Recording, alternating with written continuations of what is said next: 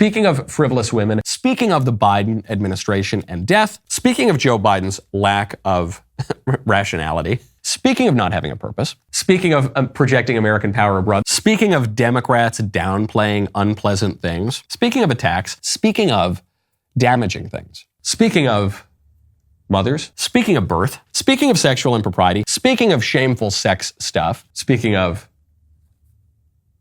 marriage, love marriage and the baby carriage, speaking of LGBT activism, speaking of women's issues, speaking of a lack of control, speaking of refusing to serve, speaking of things in which all is fair, such as not only war, but love as well.